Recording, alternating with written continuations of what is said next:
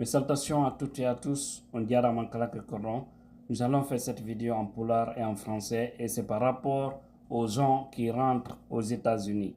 Il y a de ces choses encore que je dois vous dire sur lesquelles vous devez vous préparer parce que ici actuellement les choses sont débordées. Je vais vous dire. Et également, vous voyez ce qui se passe entre républicains et démocrates par rapport à la construction du mur tout au long de la frontière. C'est le projet de Trump. Voilà. Certainement, Joe Biden va essayer de mettre ça en œuvre, c'est-à-dire construire le mur tout au long de la frontière, c'est-à-dire le projet de Donald Trump. Parce qu'aujourd'hui, les démocrates ont besoin de l'argent pour faire face à l'aide financière du côté de l'Ukraine, qui est vraiment également dans le besoin. Et voilà. Et la condition pour que les républicains acceptent de céder, il faudrait, c'est-à-dire céder, accepter de signer, valider ce gros montant que l'Ukraine est en train d'attendre matin, midi, soir. La seule condition pour eux, selon en tout cas France 24, comme on l'a suivi, CNN ici encore aux États-Unis, il faudrait que Joe Biden accepte de céder lui aussi du côté du Mexique pour mettre là-bas, pour continuer le rêve de Donald Trump, tout en empêchant les migrants illégaux de rentrer dans ce pays. Voilà. Haray musibe en yette ɗo toɓɓe ɗen on faami nanaɓe en français mi ɓangini ɗo toɓɓe seeɗaje ko woni no woodi piiji ko yimɓe ɓen duwa wonde prêt ɗon arde nder ndi leydi woto goɗɗo heɓu possibilité ittugol 8 000 $, 9 000, 10 000 $, 11 000 ha 12 000 $ e ronka 2 000 $, ko wawira ƴettirde suudu hay tawi ko fi lebbi ɗiɗi lebbi tati e nder ndi leydi. Probléme jiɗi no ɗuuɗi ga hande sabu wonɓe arde ɗo e famille ji goo yeddotiral fuɗɗike wadde mi yetton noon par ce que mi yi seydeji mono 4 ha 5 komi yeeta fimu e tawde woɓɓe no arde ɓe contacta musidɓe maɓɓe fii ko ɓe wernaɓe kene haare ko sonnaɓe woni yiiɗa ko tawde kon e misal ɗo joni are goɗɗo no jombi ko ɓiɗɗo koto makko ɓiɗɗo jaya makko musiɗɗo makko o ara wenna joni on suka yo aru wona ka makko ha heɓa position o ara tawa debbo on yiiɗa ñande o ko sonko ñande o ko probléme hakkude debbo on e modi mum woɓɓe nini ay no naɓidirde police sabu ɗum e tawde haray woni fuɗɗike wonde probléme ji hakkude yimɓe ɓen e woɓɓe le inna kañum yiyata musiɗɗo mum on ka yaasi ɓe ronka cippude fii muɗum côté ko kadi ko rewɓe ɓen musidɓe maɓɓe ara haray gorkon kadi yiiɗa ko tawata ko on ɗon ara encombraɓe par ce que ko yimɓe ɓen andu kala heedi ɗo wa awa kamen social on kamen e ga wona gotum e kadi ga piiji ɗin koko eɓɓana ko woni o koko eɓɓana donc so tawi goɗɗo wawi heɓude moyen 8 000 $, han 10 000 $, koye wonu prêt e ɗen banggue ɗon kadi ɗaɓɓe kadi haysiko 2 000 $, ɗum ɗon innon ɗiɗo ko fii simi naati e nder leydi amérique ndin komi wawa o mon yoɓude loance hay tawi ko lebbi tati par ce que misal wano niyero ko ɗo chambre simple on yiyay ɗo woɓɓe arana mari 200 salon 300 hara ɓe luwinde chambre goto e wawi heɓirde wano 500 $, 600, 700 woɓɓe no heɓin ha 800 $. donc so tawi joni a heɓiri wano ƴettiroma 600 $, ma siko 500 $, ma 600 ƴettiran noon tun donc ɗum ɗon e andi wano on 2 000 $ on no wawma permettude wona ɗon haysiko lebbi tati en attendant e nder ɗi lebbi tati ɗon no gasa hara wawi heɓude solution so tawi kadi heɓade solution fombema finance ude ɓen ɓe ndaara kadi fayino ɓe ɓeytiranama lebbi yeeso jiɗi ɓayro joni golle on kadi ga mi yeetiki on ɗum nini welaafi ce n'est plus comme avant piiji ɗin joni fop changé par ce que jama on naati tellement que nini hay landagol golle sa landike liste d'attente on no juuti mo juuti mouradu moƴƴoro ɗum ko goo ɗimmon ɗum woto yimɓe ɓen kamen accu ha ɓe hewta ka frontiére so ɓe fuɗɗo noddude fi adresse par ce que ɗum kadi buyno wadde ɗum koɓe accu ha ɓe hewta ka frontiére ɓe hewti joni ɓeya joyi keɓe haray ɓe juuɗe autorité américaine o e hino ɓen no inna ɓe accata ɓe naata ɓe jonnali adresse par ce que on adresse ko on andu ko hunde wonde très très c'est que ko hunde wonde garanti fi on tigi ko fionno wonani ɗon par ce que ko so tawi an a jonni adresse ma e numéro ma on tigi naati ka leydi ɗo hara kamɓe ɓe andi koye ma ɓe on ɗon humi kala lettre kala kaydi on tigi arayni ko haɗe on adresse ma ɗon nabata kamɓe ɓe waɗi hakkille maɓɓe on tigi ko kama ɗon woni donc Allah dandu kadi an kadi ka haray ko an woni responsable fi on ɗon kala ko woni ɗo ha on tigi wonana hoore mum indépendant ɗaɓɓana hoore mum adresse tawata ko adresse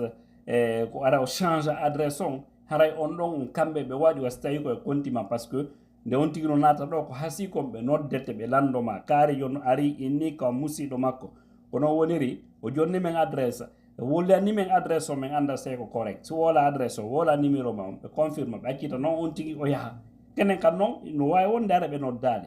kono so yimɓe ɓen no arde ɗum fof ko guine doit préparede par ce que na argol haka frontiére hewta ɗon nodda yimɓe inna wallelan fi adresse ɗum fof ko yon prépare o ado on taƴude billet haray son hewti ɗon kadi son jawo waɗanta on par ce que son acci ha hewti ka frontiére o fuɗike noddude yimɓe nanno e ñaamo tawatade yimɓe ɓe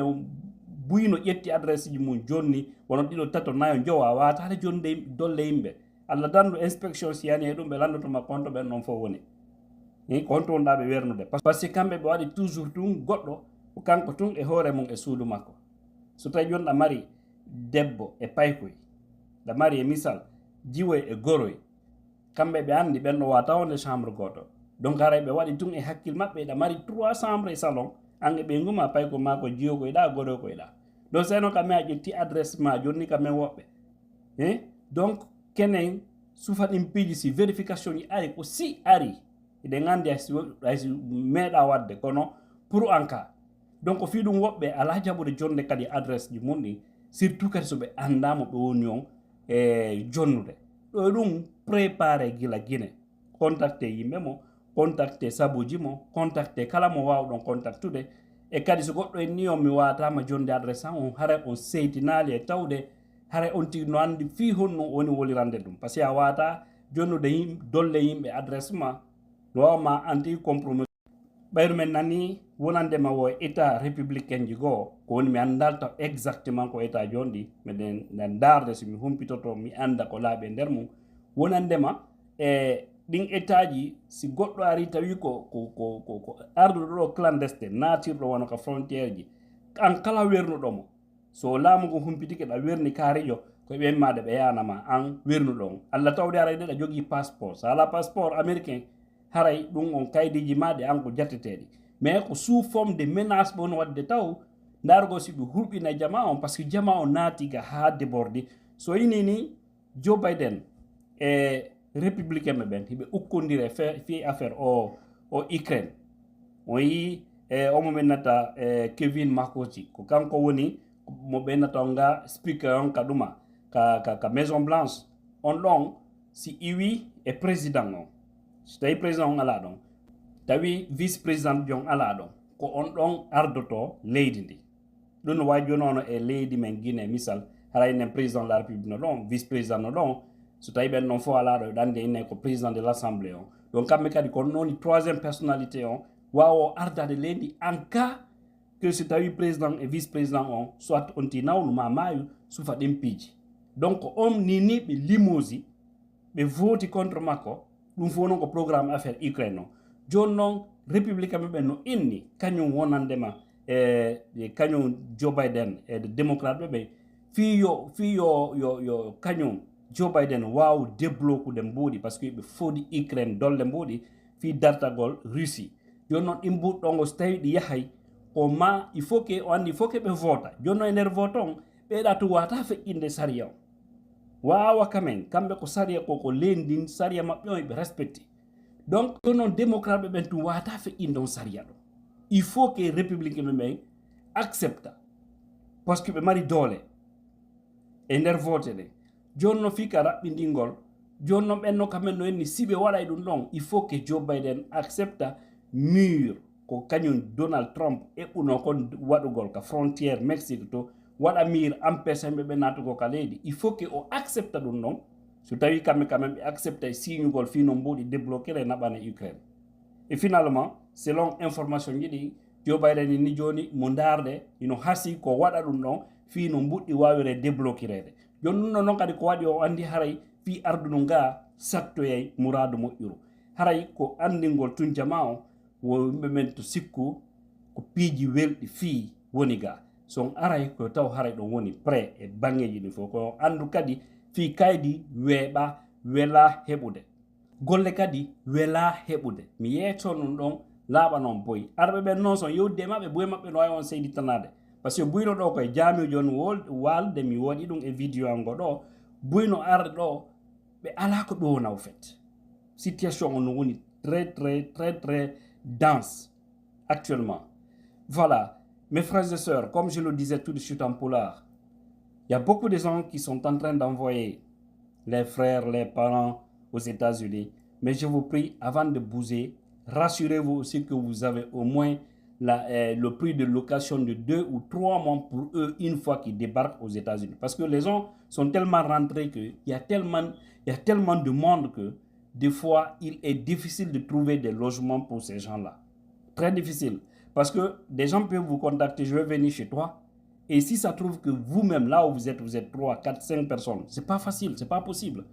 C'est pas tout le monde qui accepte. Donc le mieux, c'est de préparer au moins aussi 3. Vous ne pouvez pas avoir 8 000, 10 000 dollars comme montant pour faire voyager quelqu'un et être incapable de trouver 2 000 dollars pour au moins 3 mois de location pour ces derniers. Parce que vous pouvez trouver des gens peuvent chercher des colocataires, des fois, ou des gens qui peuvent prendre des maisons. Ils peuvent faire louer une chambre, par exemple, à 500 ou 600 dollars. Je ne parle que du cas de New York. Donc, si c'est 600 dollars, 3 mois, les 2 000 peuvent suffire ça largement. Donc, mettez ça dans vos programmes pour ne pas que les gens viennent aussi envahir certaines personnes parce que ça commence même à créer des problèmes dans des foyers. J'ai reçu des témoignages, c'est pourquoi je le dis ici. Préparez-vous sur ce plan. Voilà. Et aussi, n'attendez pas qu'à l'arrivée au